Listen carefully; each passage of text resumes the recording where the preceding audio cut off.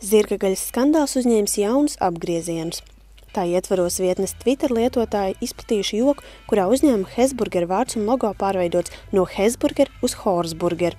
Ātri vien uz to reaģējis uzņēmuma pārstāve Iveta Antonišķa, kas atbildējis ar tvītu, kurā ziņots par joka radītāju un tālāk izplatītāju sūdzēšanu tiesību sargājošās instancēs. Tas gan pievērsis vēl lielāku uzmanību un sabiedrība paudz pretreakciju. Padzirdēju, ka Hesburger tagad ir uzskatīts par Horsburger. Ups, par šo te es varu nonākt cietumā. Tie Horsburger burgeri plus mīnus ok, bet suņa gaļas salāti, zirga mēli var norīt. Retvītoju Horsburger, cik varēja atrast. Tagad Hesburger prasīs Saeimai atļauju manai sodīšanai. Arī es rūpējos par savu PR. Pateicoties Hesburger prasmīgajai draudu kampaņai, es vairs nekur nevaru glābties no Horsburger. Vai tiešām nevarēja iztikt bez čīkstēšanas? Pastiprinātā mediju uzmanība un neskaitām ieraksts sociālajā tīklā pauda negatīvu attieksmi pret uzņēmumu paziņojumu. Bet varbūt tā vēlme apturēt Horsburger mēmi patiesībā bija stratēģija popularizēšanai. Kad vēl mēs esam tik daudz runājuši par Hesburgeru? Manā leksikā Hesburger tēt mūžos paliks kā Horsburger. Neuzpūst skandāli, visi pasmietos un pēc minūtes aizmirst. Diez kuram zīmolam Horsburger skandāls nodarīja lielāku kaitējumu – Hesburger vai Reputē?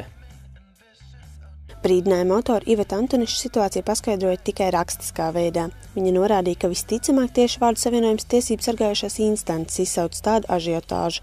Antonišķa uzskata, ka ar joku ir pārkāpts autortiesību likums, parodējot un sasaistot uzņēmuma logo ar globālo pārtikas krīzi. Tiesa savādākās domās ir sabiedrisko attiecību speciāliste Inga Latkovska, piebilstot, ka rīcības var bijusi neadekvāta, tādējādi radot tikai jaunas parodijas. Es vispār, godīgi sakot, neredzu jēgu, kāpēc šī jēzga ir aizsākusies. Viens pajokoja, mēs varam diskutēt par to, vai tas ir asprātīgi vai nav asprātīgi, vai tas ir ciniski vai nav ciniski, bet tāda reakcija manā uztverē ir pārspīlēta un arī neatbilstoši, starp citu, manuprāt, tai kopējai tādai uzņēmuma komunikācijas formā, jo Hesburger ir ļoti atvērts, ļoti komunikabls uzņēmums, manuprāt. Ja tā forma, ko mēs esam līdz šim zinājuši, ka viņa ir atraktīva, viegla, ka viņi spēj pasmaidīt par lietām, ka viņiem ir interesanti sociālo mediju konti, labs saturs tur, tad šis man absolūti lec no kontekstā. Man liek domāt, interesanti, vai tā iepriekšējā komunikācija bija dabiska un organiska un izrietoša no uzņēmuma vērtībām, no uzņēmuma misijas un vīzijas, kā tam vajadzētu būt, vai arī tā bija mākslīgi, pielīmēta klāt vienkārši, lai radītu kaut kādu iespēju par uzņēmumu. Jā.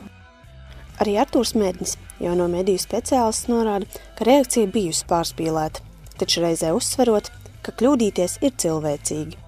Sociālajie mēdī ir ļoti pateicīga vide ātrās ēdināšanas restorāniem un vispār šim biznesam kā tādam, un es domāju, ka viņi noteikti var atkal sasniegt lieliskus rezultātus. Vienkārši šis ir viens negadījums, un es gribētu varbūt pat, lai cilvēki saprot, ka vajag nedaudz tomēr nošķirt, ka te ir zīmols, Hesburger, un te ir konkrēts kāds cilvēks, kas ir pieļāvis kļūdu, un varbūt pats ir arī atzinis, un nav nekas slikts noticis, un nav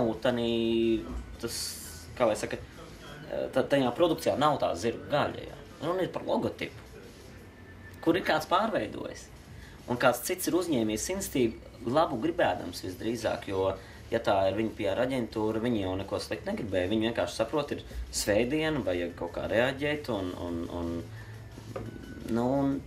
kļūdījās un viss, un nekas slikts nav noticis, un nevajag pārmest zīmolam, ka zīmols ir kļuvis ļaunāks vai tam līdzīgi. Tāds nav, un es domāju, arī mēs redzēsim turpmākajā komunikācijā, ka tāds nebūs. Un nebūs nekādu ne tiesa darbu, nekā.